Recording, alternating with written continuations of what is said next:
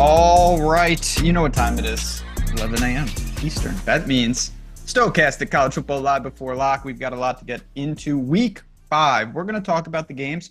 More importantly, we're going to talk about the players. Most importantly, we're going to talk about how to leverage these tools to make some money today in the college football world. I am Ben Reza, joined by Matt Gajewski. Got some big games. I don't know. Last week was all right in terms of prominent games, but when Georgia and Bama clash, when you got some of these other matchups, you know it's going to be a big-time slate. Now, obviously, we don't get all those big games on the slate, but we do get some good ones. How are you feeling as we enter week 5? Yeah, when Buffalo clashes against UConn, you got to be excited. Oh, yeah. I know you're excited for those kind of games. Those are the games that you prioritize, Ben. So this is your slate. Yes, it's my moment. It's my time. But it is an interesting slate. I mean, you look at this, we're into conference players, so you see a lot of matchups, at least of somewhat competitive spreads. Does that change kind of your thoughts on what we've dealt with? You know, the first couple weeks, we were talking about how long are Ohio State's players going to play. And this FCS school, these look like pretty competitive matchups up and down the board. Yeah, we only have one game where that is a real serious consideration. Texas versus Mississippi State, still just an eye-opening line. It really Makes sense considering where that team is at, but man, that's the only one. We're starting to get sample sizes solidified. One of the big things now is taking all those non-con blowouts, trying to move the small samples we have for playing time and figure out, is that sticky, or would they potentially have used their starters longer into games, which is a little bit of a feel thing, but I think we do a pretty good job of it. And we've taken that all into account for some of these teams that have played in nothing but blowouts that are now facing conference opponents. With the slate in general, you know, we're going to go, of course, quarterbacks, running backs, wide receivers. We're going to get to chat's question. Chat, it's good to see everybody. I see everyone pouring in. You guys know the drill. If you can hit the like button right off the bat, subscribe. We're only a couple hundred subscribers away from 100K. Goes a long way, and you don't want to miss what we got going on. But I want to ask you, major injuries? I mean, it looks like Ewers is not playing. What are we waiting for, or are we waiting for any news? I don't think so. We've kind of gotten most of the news that we were waiting on. It was a weird quarterback slate. So Ewers, it's going to Arch. Looks like Wegman's going to be out, going to Marcel Reed. I don't think DeQuan Finn plays. That means we should get Sawyer Robertson, and then Colson Loveland removed from the injury report for Michigan. Not that you were really considering him anyway, but if you wanted a one-off random guy from a Michigan passing attack for a stack, Loveland is the only one I would consider, and he appears to be in. But yeah, we'll see. This is the busiest hour in the week for injuries. Stuff always pops up, so hopefully we avoid it, but we'll see, man. We'll see. We will see. We'll do the best we can with it. Last question before we get into the quarterbacks. Is the slate different in any unique way in terms of not rostering two quarterbacks, pricing being difficult or anything? Or when you looked at it on the sites, was it kind of what you expected? It's different from the last 2 weeks. The last 2 weeks, we've kind of had everyone, quarterbacks especially, priced in a very narrow range. You had guys like Brock Vandagriff with no business being expensive up at like 7K.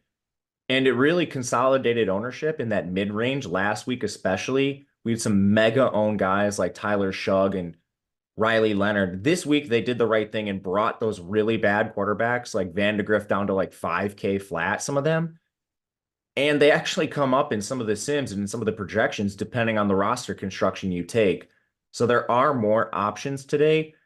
There's still tough choices, you know, like you have to go into a slate where maybe you get a Brock Vandagriff lineup. The rest of it's going to look awesome, but then you actually have to think to yourself, like, man, can Brock Vandagriff actually achieve a ceiling for this lineup to make sense?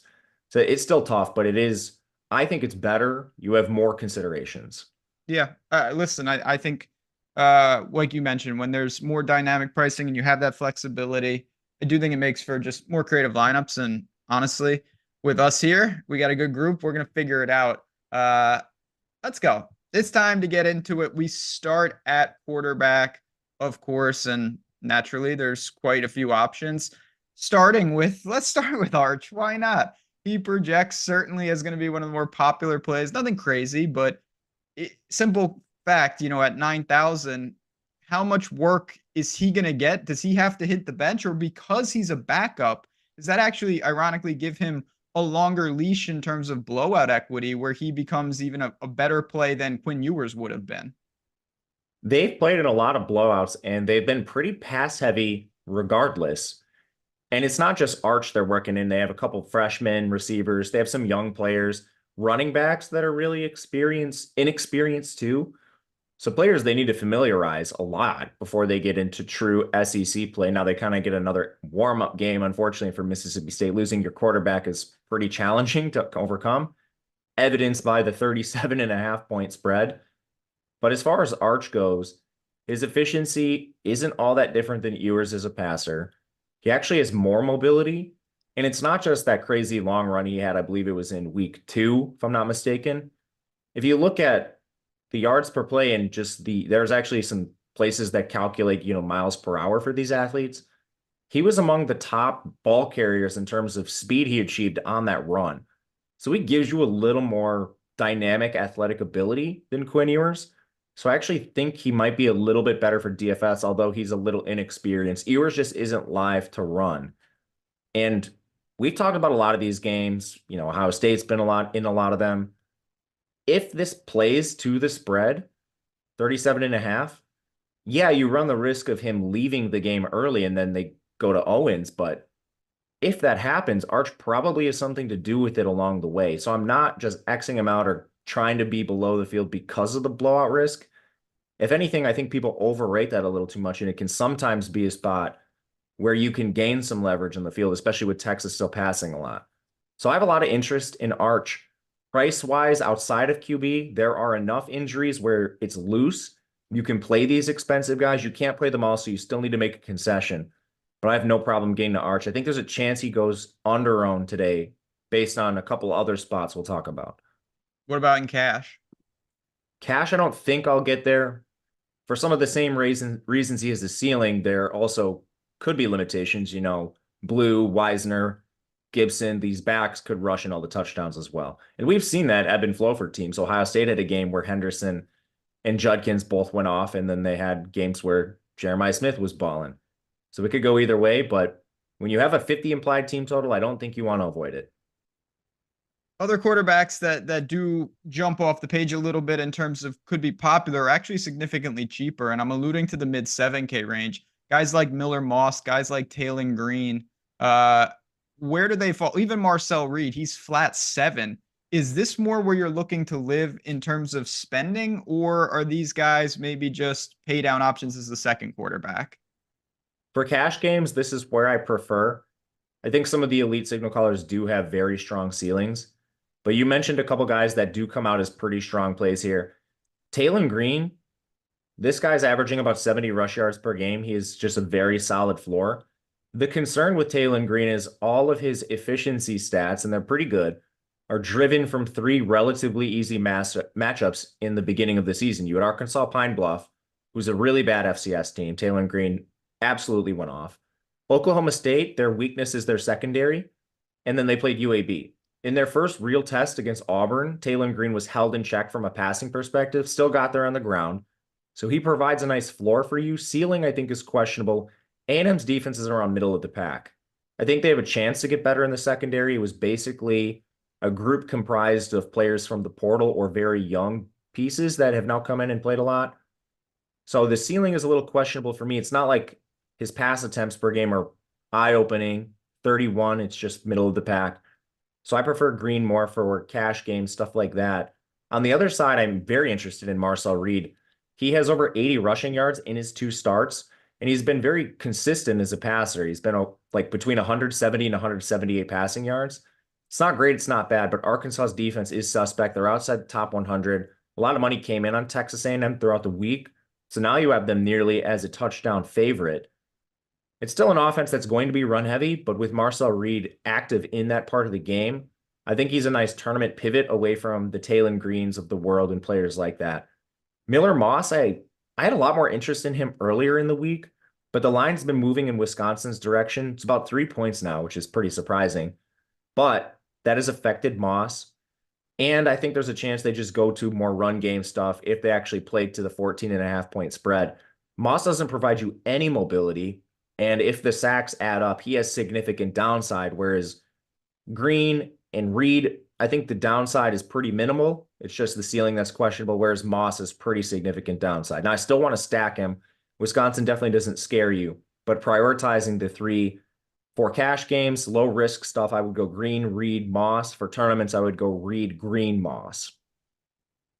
I don't want to, it's not burying the lead, but I do have to ask you about the guy who is at the very top and the most prolific offense, I think, out there is Ole Miss, and that would be Jackson Dart. Now, he gets a more reasonable test today, probably actually gets to play the whole game, and maybe they don't have to gear down, but he's nearly $10,000. Is that a spot in tournaments that you're willing to get to, or is it still just too much salary allocation for a team that has so many different ways to produce offense? He's very expensive, so he could be the concession that you choose to get up to. You know, like you have to go down maybe from like an RG Harvey to get up to him, something like that. But Ole Miss has been pretty run heavy. That's something they've done for year over year now. They will be fast, so it's not like Dart's going to go into this game without opportunities. But Kentucky plays extremely slow. The totals come down in this game. He's not my preferred place to spend, but I am playing 150 today. I'm certainly not getting rid of Dart. The one thing I'll say about him is he's not very owned according to our ownership projections. So you don't need to play a lot to come in over the field. Right now, I'm at 9.5% of a 150 set. Still pretty overexposed. He's a very good runner, hasn't needed to show that. They're another team that's played basically nothing but cupcakes. The ceiling's there. It's just he's going to need like 35 points or more at that price to outproduce, or like every one of these 7K guys is going to have to fail, which doesn't seem likely. It's a pretty good crop of 7K quarterbacks.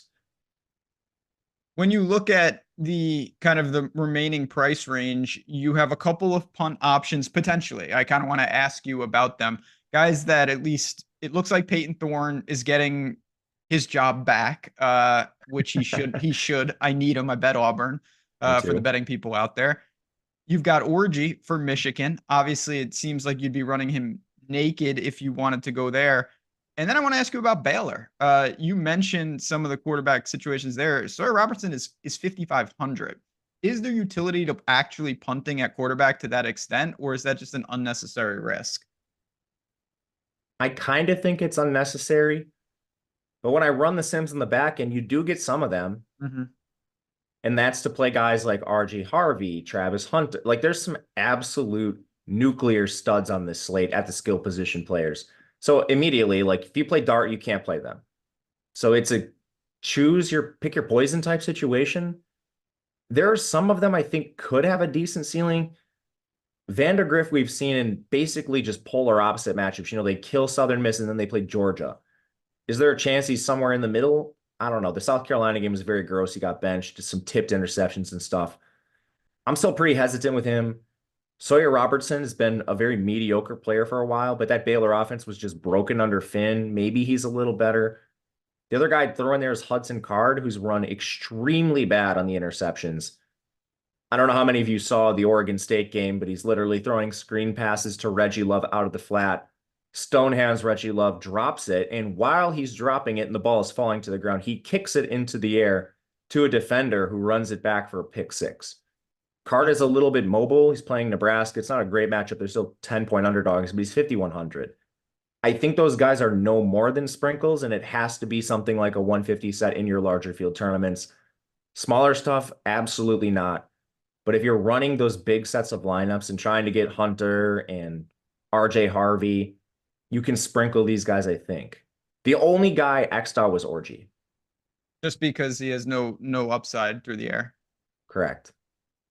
Any other quarterbacks on DraftKings that we want to get to? You know, KJ Jefferson, Josh Hoover, Riley Leonard types, or are they just kind of, you know, standard plays at their price point? I think Avery Johnson's going to be pretty owned. Okay. And this is, I'm debating still coming in over the field. Right now, I am. I think a lot of people have just been snake bitten by him so much at this point.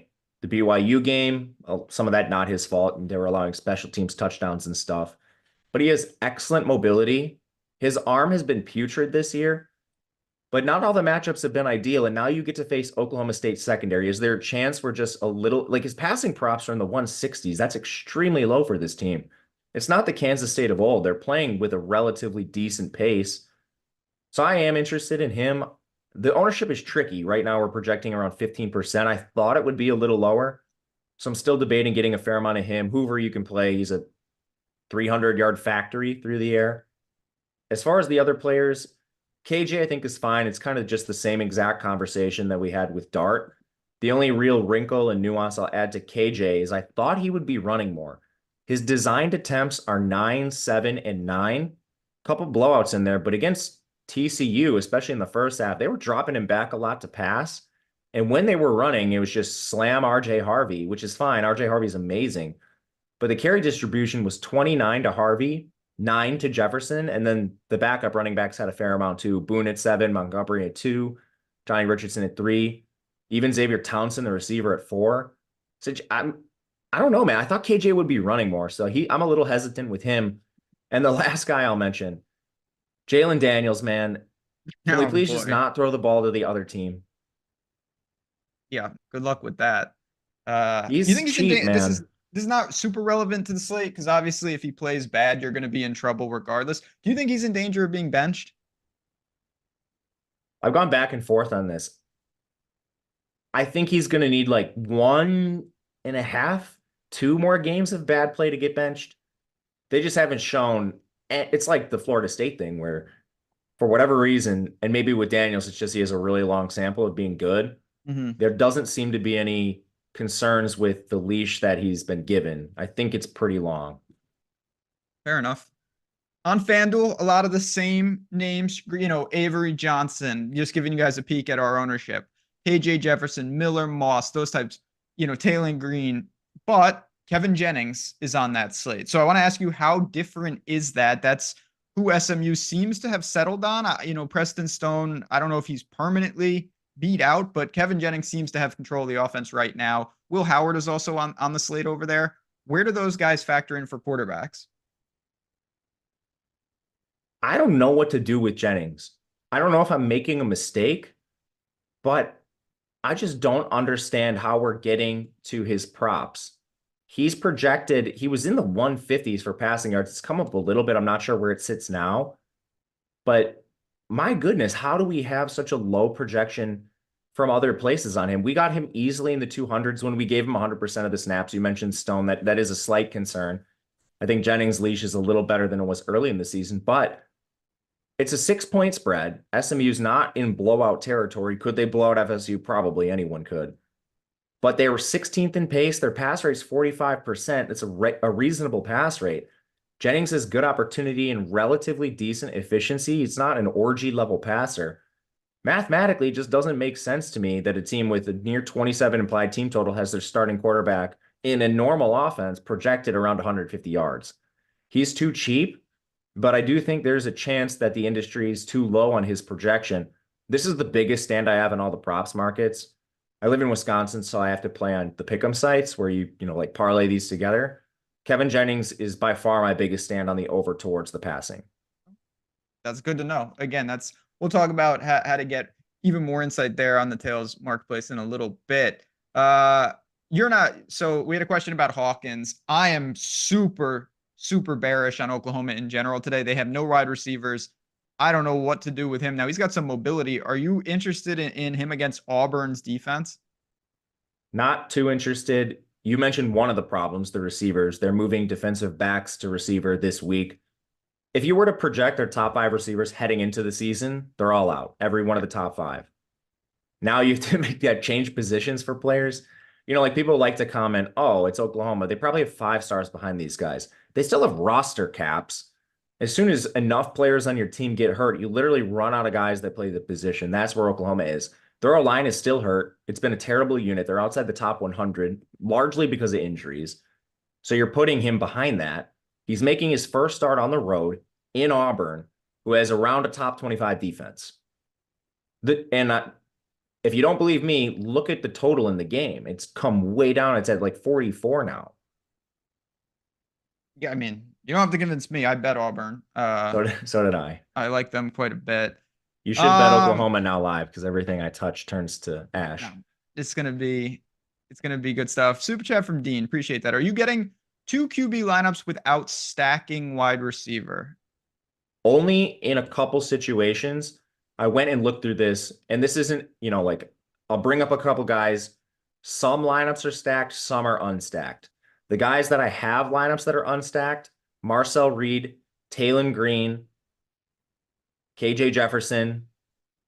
I think that's it because I removed all the orgy stuff. Okay. But No, the common denominator is all those guys run really well. which you need, obviously, Yes. for that type of thing. Milrow or KJ Jefferson on FanDuel? I have slightly more Milrow. Okay, fair enough. Let's move it to running backs. I do want to mention right off the top, though, all this information we're providing you, it all, of course, is coming right from the data that we have on the site, the projections, the ownership, and the sim tools. If you have not used them for other sports, it's a game changer. I think people have now seen that across the industry of what we got from the single lineup simulator to if you're playing that 150, being able to customize and really do it the right way. Integrate your own process into that. If you're interested in it, of course, packages are there. It's very laid out. It's very simplistic. Find the one that works for you, whether it's the pick'em sites, getting the sims, something different. We'll talk about betting in a little bit, not to worry. But let's talk about running back right now, because obviously you mentioned skill position players. Maybe you do want to pay up, but when I look at the ownership, sure, RJ Harvey, we'll get to him, but Devin Neal, Jaden Blue, Woody Marks, Dante Dowdle, those are the type of names that jump off the page, but particularly the first three. Matt, we've got three guys that are north of 40% potentially in those running backs. Is that warranted? I think it's warranted. I'm trying to come in pretty close to the field on Neal and Marks especially. Their roles are just way too good for their prices. If you were comparing Devin Neal's role to someone, it would be like up there with RJ Harvey, except RJ Harvey's at 8,900 and Neal's at 66. Even with Highshaw back in the last game, Devin Neal had an absolutely absurd role. 29 carries, something like that. Forgot 27 carries for Devin Neal in one target. So, I mean, this is just an absolute smash spot for Neal on top of his role. TCU allowing 4.9 yards per carry to opposing offenses. Highshaw is going to be involved. He's averaging 9 touches per game himself, but Kansas, they've actually made more of an emphasis on the run since Jalen Daniels has been throwing so many interceptions. You should play Devin Neal in cash, comfortably in small risk. And honestly, I don't think he's owned enough. So if you got him in tournaments, I don't think it's that hard to siphon off enough ownership in other places. Very comfortable play. Marks, I think, DraftKings is just a little behind on his price after they played Utah State. The last game they played was really weird. Michigan played a lot of ball control, and then they forced USC into a pass-heavy script right from the outset. Michigan was up right away in that game. So Marks dominated touches in that backfield, but it looked like 13 carries, 8 targets. That's not necessarily a bad thing, and it makes Marks very game script independent. His route share is up around 55%. You just don't see running backs handling 8 targets in any individual game very often. And they're 2 touchdown favorites, more than that, against Wisconsin. Very good matchup for him. Who was the third one you mentioned? So the third one I think is the most interesting because it goes all the way back to the beginning of the show in Jaden Blue. We know that he's going to have massive touchdown equity. We know that he's in line with an offense that is projected to score like nearly 50 points. It's just how often is he getting yanked out of this game, even though I believe they have a bye before Oklahoma. They do, and they're hurt. Velton Gardner's out. Colin Page is hurt. They do get back Quintravion Wisner, but I mean, their fourth string running back is a receiver right now. Ryan Niblett, they've been using him, and he's honestly been kind of like when they moved to Roshan Johnson positions. A scat back, receiving threat, plays in very specific situations or to salt away games. But with the injuries, we still saw Jaden Blue at 25 carries in their last game. That's excellent opportunity, and he's a player that has a lot of potential holes you could poke in his previous game logs. Second most recent game, he got hurt in the contest. He missed the last game entirely because of that injury, and then blowout before that. So it was 11 carries, it was 9 carries, didn't play, and then he went up to 25. There's a chance his role is just the 25 carries per game, and Texas is going to run the ball a lot. With Arch under center, you'd expect them to run more, but again, Arch is part of that, so I wouldn't really knock him down. Price is in this range. He comes with a little more risk just in case they blow out this team and Arch throws the touchdowns and Blue doesn't score him on the ground. When he's out of games or when they use change of paces, it's going to be Jarek Gibson and Quintravion Wisner. They both project just fine at their prices below 5K. Nothing close to like cash, but if you want to use one as a salary saver for DFS based on this elite total, I have no problem with that. I mentioned at the beginning, there's three guys that are very, very popular. Then there's the next tier. And the interesting thing about this tier in terms of ownership, the price points couldn't be more different. You have RJ Harvey, Dante Dowdle, who's at 5,600. And then I got to ask you about Dominic Richardson, who is that a pay down option all the way basically at the stone min that we can get into? I mean, is that the permutation to unlock Harvey and Hunter and these guys? What are we doing with the kind of the next tier of running backs? Harvey, similar to Dart and his counterpart in the same offense, KJ Jefferson. You'll need to make a concession for him. I think that's fine. There's a number of them that would do it. They're a little riskier than, the mid-range build that's going to be popular for cash. But one of the players that allows you to do it, Dominic Richardson, you mentioned, the reason he projects well, Baylor's been in this nasty timeshare all season long. Last game, they trimmed the fat. Richard Reese and Dawson Pendergrass combined for 7 snaps. All of the extra snaps went to Dominic Richardson and Bryson Washington. It was basically a 50-50 committee. Richardson actually outtouched Washington 16-12, and the price on these guys is pretty wide. Richardson at 31, Bryson Washington at 45. We have this sort of middled where we don't have Reese and Pendergrass completely phased out, but we do have it moving more towards Bryson Washington and Dominic Richardson, which is enough for him at 3,100 to pop up in lineups. We're talking about a guy who's coming off a 15 carry game along with a target in their most recent contest. If they do continue to trim the fat and have this as a 2-man backfield, Richardson's going to pop in lineups. Game environment stuff looks pretty good. BYU's defense has been solid so far. A lot of their metrics inflated because of the turnovers, but Baylor's still a 3-point favorite at home. So you can get to him. He doesn't need to absolutely blow up at this price tag because he's giving you Travis Hunter, RJ Harvey, some of these other guys that do make a lot of sense. The last guy you mentioned, Dowdle, is sort of unique in his price, but there's a chance he's priced like this because in blowouts, they just use 5 backs. In games that are competitive, which they've played 2 now, they've shown a willingness to just ride Dowdle, and it's only gotten better. In the first game, they were competitive, 17 carries. In their most recent game, 20. The big difference in their last game they played, which they lost to Illinois, of course, Dowdle had the 20 carries, but previously all of the pass game work had gone to Ramir Johnson. In the Illinois game, they were basically 50-50 route share, both around 30%, which running backs, because they pass block a lot, the position typically doesn't get to like 100% route participation like a wide receiver would. So a 30% route share split between the two is actually an improvement for Dowdle.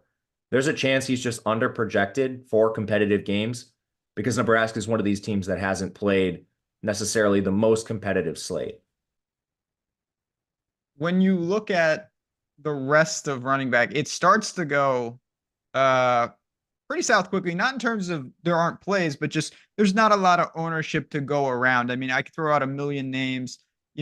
Ollie Gordon is just, he seems perpetually underpriced. Jarquez Hunter, you've got Khalil Mullings is on the slate. Jeremiah Love is on the slate. Le'Veon Moss is on the slate. Your boy, maybe your favorite player in the country, Devin Mockabee. I mean, who I just know that you love. It seems like there are guys at each price point. Are you getting to a healthy share just in terms of the sheer number of running backs, or are you consolidating towards the guys we already talked to? Definitely playing more of the guys we talked about, especially Harvey, Jarek Gibson, and Dominic Richardson, which is a little terrifying, but I'm fine with it because your lineups, like every lineup that has Richardson has Travis Hunter or RJ Harvey, something awesome. Jackson Dart. Down here, there are a couple guys that stand out to me. Henry Parrish at 6,800. He's not very cheap, but his ownership is much lower than the guys we mentioned at the top. Ole Miss has a lot of running backs on their roster, but they've sort of committed to Parrish. So I think you could use him. They played, one semi-competitive game against Wake Forest. They did blow them out, but on paper, that would be their most competitive opponent. In that contest, he had 22 carries. If they do anything close to that against Kentucky, there's tons of upside at his price. They still have a 35 implied team total, so that's pretty nice. I'm interested in Donald Chaney for Louisville. Louisville's been pretty injured at running back. Chaney was actually banged up himself and played through the injury last week. He led a committee there, but you're not going to see Maurice Turner today. Chaney should lead what could be, a three-man committee against Notre Dame. The matchup's bad, but he's 3,200, so he provides you a direct pivot off the Richardson stuff. Giddens, Love. I like all these guys as contrarian plays. Giddens will split a little bit of work with Edwards in the same backfield. Love is frustrating, no fault of his own. I actually just ran my prospect model for the fun of it. Someone asked me in Discord who the best running backs in the countries are. So it's just like a blended weighted opportunity with yards after contact and forced missed tackles. And Jeremiah Love was in the top 5. Why is he splitting time with Jadarian Price? I don't have the answer, but that's what's frustrating is he's been so good and he has these big games, but he's like capped at 13 carries because the offense can't evaluate their own talent. Outside of that, I don't have a ton of interest in Hunter. The team totals in that game are so low because the overall total keeps coming down. When you get to the Purdue guys as 10-point underdogs, I would rather just gamble on the Texas backups, hitting like a slow long run against a corpse of Mississippi State. You could talk me into like a Cam Cook. TCU hasn't run the ball much, but that's about it for guys I'm really trying to prioritize sprinkling. There's not much else. Demi Sumo Kongbai is going to have an awesome role. A bet on him would be a bet on Mississippi State or Mississippi, Ole Miss, that is, not being quite as good as they've shown because of an opponent. They're so hurt in the backfield. They don't have anyone to share work. It's just with the spread being where it is, he might see like 15 carries or something, 15 touches and a blowout loss. But yeah, that's about it, I think, for players I'm really considering on this slate. There's no like Ches Malusi love, right? They've been using Cade Yakameli. Now it's the three-way timeshare. Like, what are they doing? Yeah, I have no answers. All right, let's talk FanDuel. Let's see who else is over there. Your boy, Phil Maffa is over there. Certainly going to factor in. Now he is $10,000. He had been mispriced in the past. Is he still mispriced? I think you could argue he should be more expensive. Yeah. And FanDuel's pretty loose in general. They just like can't price their receivers correctly. So you get some studs that are in like 6, 7K, and then you just end up with salary left over. Mm-hmm. FanDuel, I find most of my lineups being 2 stud quarterbacks, 1 stud running back, 3 reasonable receivers, and 1 reasonable running back. In my FanDuel run, Maffa was my 3rd most owned running back, tied for 2nd, actually. Around 35%, just shy of that. The only other real differences on FanDuel, Trevor Etienne is extremely cheap. Most difficult matchup you could possibly imagine. But in Georgia's game against Kentucky, they did something I can't remember the last time I've seen from Georgia. They force-fed Trevor Etienne 19 carries and 2 targets in the backfield. The other running backs only handled 6 touches combined. So this was like a 70% opportunity share for a Georgia running back. When's the last time we saw a Georgia running back have that kind of work? No Sean Moreno. It's been a while, man. The problem is it's against Bama. Yeah. But I mean, that's pretty damn good. And Etienne's a talented back. Otherwise, the guys on FanDuel, Brashard Smith, SMU has no running backs that are healthy. Even LJ Johnson has a concussion. I tend to think he sits out of this game. I don't know, man. Derek McFall is probably going to play more, and I don't think they wanted to use him. I think their plan was originally to redshirt him, but Knighton's out for the year. So many backs are hurt on SMU. Brashard Smith, like by default, has to carry the ball. Nick Singleton's on that slate. He's too cheap on FanDuel. I got some Ollie. DraftKings just left Ollie way too expensive. He's reasonable on FanDuel.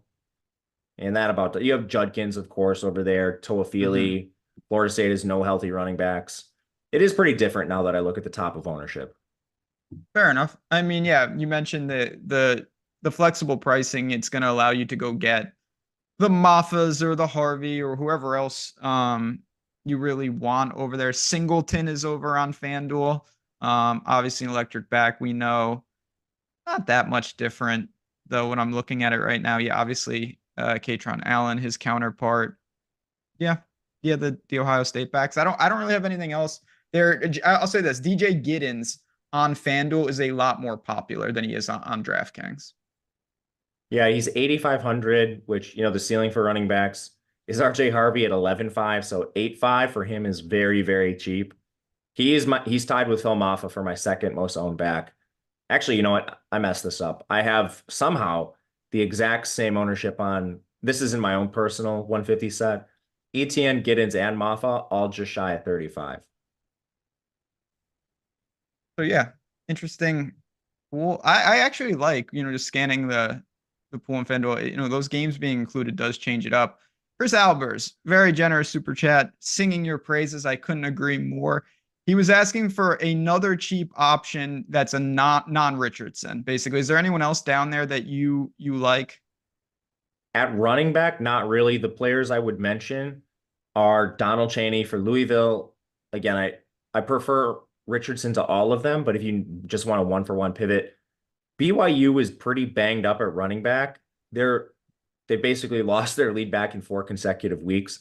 So I'm going to butcher this name. Pokiawa Huanga is likely to split the backfield with Hinckley Ropati. He's 3,100. Johnny Daniels, if you want to gamble on a Mississippi State guy, is 3,400.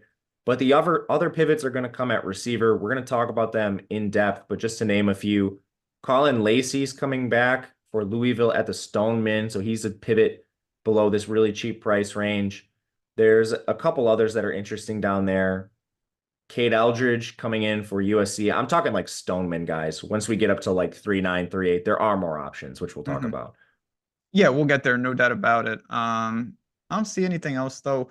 Really, running back, perfect time though. You mentioned one of the cool things, one of my favorite things about Tails and the marketplace and our Discord over on the betting side is not just, yes, we're all dropping bets in there. So if you do want to just tail some bets, of course it's there. But it's the ability to ask questions. It's the ability to talk to us, not in a show setting where we're watching the game, hanging out. Hey, do you like this live? Hey, I have this parlay. Would you hedge? Things like that. It's all about that on the marketplace. We all have our own communities over there. It's really fun, really exciting, and I really believe it's valuable. So if you're interested in that, if you're saying, hey, I'm going to be sitting at home watching these games, but I'd love to do it with a big group, I'd love to be able to ask some questions, our links to the marketplace are right there, mine and Matt's. Come on in. Come in for a week. Come in even, like I said, you get today and tomorrow. You get some absolutely awesome slates and see if you want to stick around. If you don't, you're always welcome back. If you do, you found a new home for one that can really make some value, make some difference. So shout out to the marketplace. Shout out to Tails. My man Mike just dropped those links. We'll see you in there. Make sure you hop in Discord. Let's talk receiver. Let's see what we got going on here at wide receiver. Certainly part of it is tied to who you want to play at quarterback, but then there are other guys like Ty Felton who jump off the page. Zachariah Branch, very, very appealing at flat 5. I mean, right off the top, I want to actually just single out Felton. Lock in cash. How good of a play is he today? Man, he's so good. The price difference between him and Travis Hunter should be narrowed considerably. And the biggest hole you can poke is level of competition. They played one tough game. It was against Michigan State. Call it tough if you want. It's just their most difficult opponent to date. And Michigan State is like a lockdown corner. He didn't line up against Felton a lot, so we still had, 15 target Felton eruption spot. And that's just it. He has exactly 15 targets in 3 straight games. He's 600 yards receiving already in 4 games. Yeah, I mean, that is bananas. It's 150 yards per game. Obviously, he's playing every route, first read on just about every pass attempt from Edwards. I respect Indiana's defense, but at a certain point, like, what can you really do with this volume? Yeah, he's definitely a cash consideration for me. If you're like debating between him and Hunter, save the 3K, use it somewhere else, upgrade, and just play Felton. What about these next options? Again, it's a different price point because he's 7,700. And then looking, the majority of the ownership at wide receivers being sucked up by, give or take 5K players. Zachariah Branch, Will Pauling, Luke Grimm, all these guys are right in that mid-range. Is that how you see your lineup kind of constructing, where you're taking these mid-range options, pairing with the stack, and then seeing what's left? Yes, honestly, Branch is an easy click for me. Hyper talented player.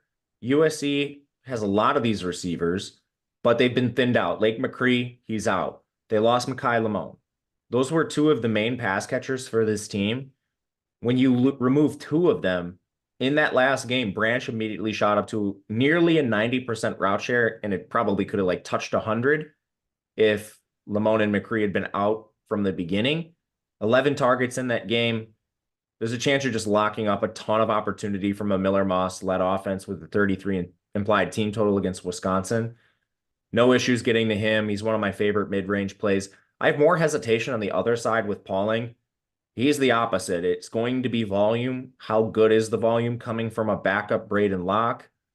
That's my hesitation, but routes and targets have been good for him. He's currently soaking up a 34% target share, 9.7 targets per game. I just have a lot of hesitation with the ceiling for him specifically.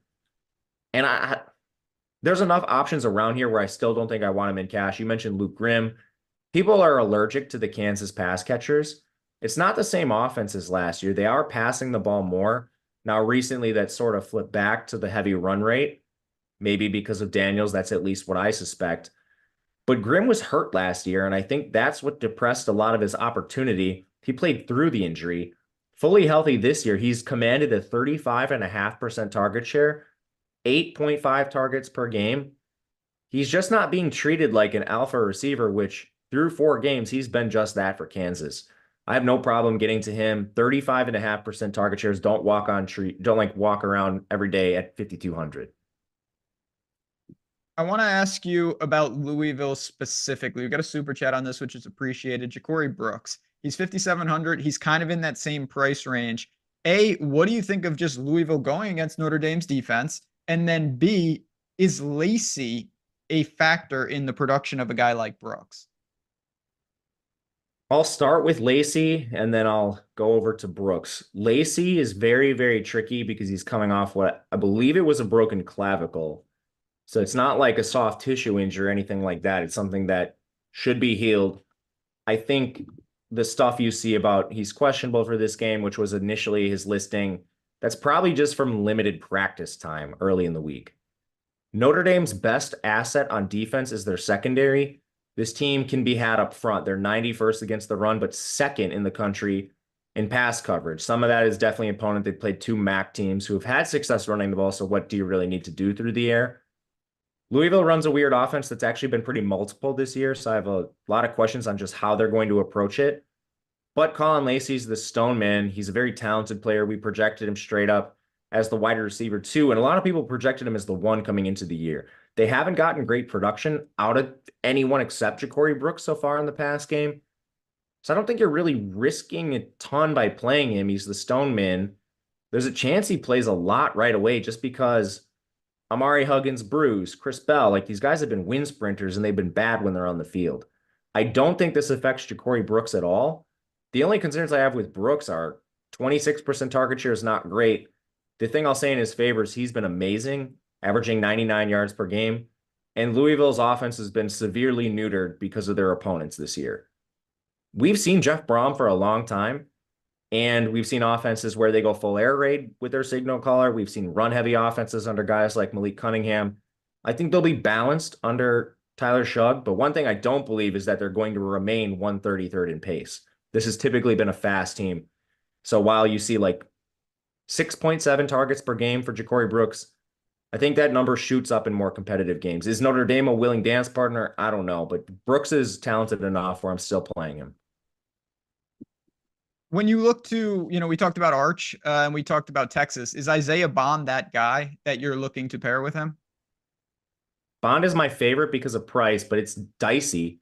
Texas has pulled the plug on their receivers quickly, and that might not even be the right way to phrase this. They came into the year, and a big talking point was, Texas is going to use 7 receivers. They have amazing receivers, so I can't even push back on this. They have Bond. In addition to him, they add Golden from Houston. He's a former 4-star. A talented player like Silas Bolden, who's been sort of siloed into a 30% route share because they have so many talented players, but it's their youth. Wingo, DeAndre Moore, Jonte Cook, all these guys play. So the route share for Bond has been 66%. This is a projected blowout, so that's around where we have him. Even with that, it's his price that still gets him to the top. He leads the team in targets, hyper efficient, leads the team in yardage by a wide margin. He's not safe because of this risk and the rotation that's going to exist, blowout or not. But I think he's the best Texas stack you can make. What else do we have here? One of the things that was interesting to me when we were looking at wide receiver, I'd say for the past 2 or 3 shows that we've done, we have talked about Owings and Presley and Stribling right at the top. And Kansas State, obviously in Manhattan is never the easiest task, but we saw what Tulane did to them in down there. But are you willing to go to any Oklahoma State pass catchers, even though obviously Bowman had some issues, putting it mildly, and that situation is not, it's kind of in flux. I don't know what to make of it. I don't want to criticize too many coaches because Now, I'm you can not a criticize coach. Gundy. That's allowed because I don't like him either. It's a hard job being a coach. But at some point in time, like you have so much technology, so many guys on your staff. Bowman had 2 interceptions. It is what it is. One of those interceptions was literally a drop pass from a receiver that went to a defender. At the end of the game, 2 interceptions, 1 turnover-worthy play. So, yeah, he's the one that threw the pass. Is the interception his fault? Did he deserve to be benched? I would say no, but I'm not the coach. I don't make these decisions. I didn't think benching was live for Bowman, but again, I'm not even a Bowman fan, and here I am backing him up. I was the one that was telling people not to play him because I thought he was bad, and then he went out and had a 400-yard game. Anyway, in this contest, I think people are scared of Bowman because of those reasons. I bet Oklahoma State this morning. I don't fear the matchup, but I think Oklahoma State is actually maybe the more talented team. This game has a rising total. It has shootout written all over it. Oklahoma State has no secondary to speak of, and Kansas State has been very bad. They're allowing 8.3 yards per pass attempt allowed to opposing signal callers. That's more than what Oklahoma State's allowing. 2 bad secondaries facing off against each other. Pretty good pace. Oklahoma State 5th. Kansas State is 77, so they're not fast, but they'll definitely dance with Oklahoma State here. They have a 63.5% pass rate, and Ollie's been so ineffective on the ground. They've just been going full air raid. I think there's a chance we're potentially not getting enough Oklahoma State. And I just looked at my exposures. I certainly don't have enough. This is something I have to change right now. You see? Yeah, Oklahoma State's a weird team today because, again, they've been prevalent on these slates, and now all of a sudden, just I don't even know what it is, to be honest. They're not getting that same type of love. I know you're altering a couple of things. I did want to talk just quickly about Ole Miss. Is it analogous to Texas in the same way with Trey Harris, with Antoine Wells? Like, are these guys clearly they're not 40-point favorites, so they are expected to have more work. But when you look to dart, or even if you're talking one-offs, does Ole Miss factor in, just given how potent that offense has been? One last thing on Owen specifically that I noticed, he's 4,500. That's a direct pivot off Pauling. I mean, he's a little cheaper than Brooks, but I mean, Branch is in that price range. There's a lot of highly owned guys. Rashad Owens is averaging 7 targets per game. It's only an 18% target share, but they throw the ball so much. Bowman's averaging 37 attempts per game, and Rangel's at 9.5. So a lot of opportunity for a 4,500 guy. I like him quite a bit. Ole Miss has taken the foot off the gas, and their receivers are all in the same range route-wise as the Texas receivers. I think the big difference today is you see this spread coming down. It's now around 14. They're just not in the blowout spot that Texas is. So you have Trey Harris, very expensive. His target share has been so good, even despite this. On the limited routes, he has a 33% target share, only been below double digits one time, and that was a 9-target game. I like getting to him as a stud. I do think Antwain Wells is a pretty good buy low right now. He's also 5K. This is an excellent pivot off the branches in this range. This is a really high implied team total for Ole Miss. Love getting to Antwain Wells. And I think there's a chance you could even play Jordan Watkins. I would rather play Wells straight up, but Watkins has been managing an injury. That's also part of the reason his routes have been limited. But last game, which, is the furthest removed from the injury at this point, he eclipsed Caden Lee in routes. So I think that is a shifting of the tide towards Watkins. I would rather play Wells, but something you could do. We got about 10 minutes left, and we'll talk FanDuel very quickly here. I want to mention, though, right off the top, one, we're going to push over 100 likes with you guys. Let's give it a couple seconds. Click the like button. Let's get to triple digits. That's a goal every time we do the show, and it is appreciated. It helps us out immensely, and this can help anyone out if they happen to be in a Bet365 state. And what I mean is Bet5 get 200. A lot of games kicking off. And if you don't have money for all of them, $200 in bonus bets goes a long way. What you have to do, link below, you sign up, you bet $5. If you win, you get $200 in bonus bets. If you lose, you get $200 in bonus bets. It doesn't matter. It's coming your way, courtesy of Bet365. You do have to be 21 plus, 18 in Kentucky. If you have a gambling problem, call 1-800-GAMBLER. But check out Bet365. If it's in your state, you have an opportunity to get some extra money for your bankroll. Let's see the big differences at wide receiver on FanDuel. It's a lot of the same names. Trey Harris certainly grades out a little better over there. Obviously, the Ohio State guys are on there, Smith and Egbuka.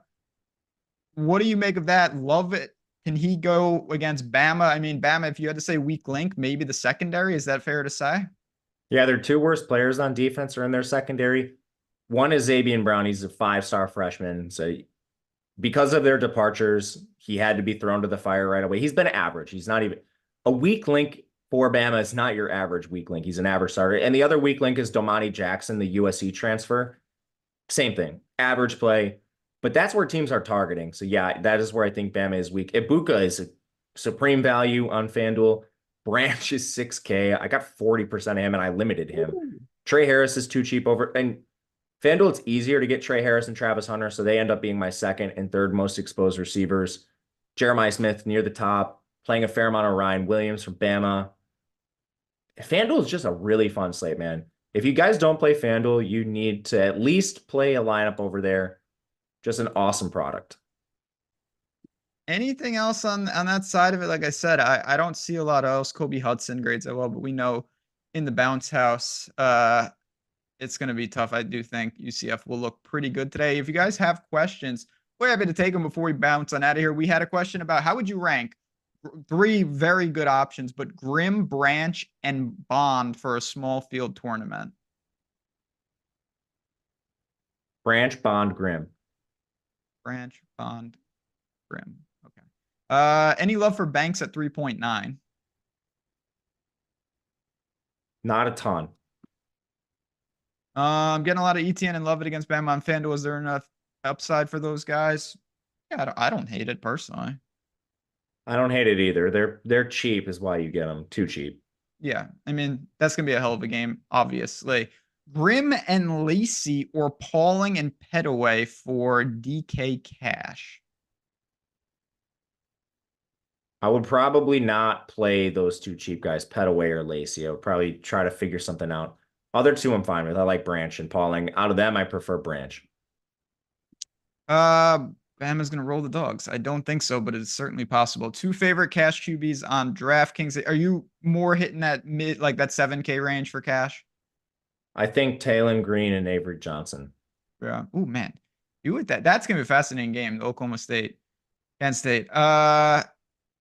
I mean, how do you feel just in general? We didn't really get any news. Yeah, cross your fingers because it's better to get it now than at 2:30 or 3:30 Eastern. So hopefully it's not coming to bury us in the second window. But I feel good right now. We'll see how I feel in a couple hours. How much Bernard you getting on FanDuel? Jeremy Bernard? Yeah. 13%. Okay, not bad. See you next Saturday, my friends. Stop on by. I'll be rooting for you guys. I'm no Georgia fan, let me tell you. Egbuka or Smith on Ohio State? I'd go Egbuka personally. Me too. Can't really go wrong there. You cannot. Anything else? No.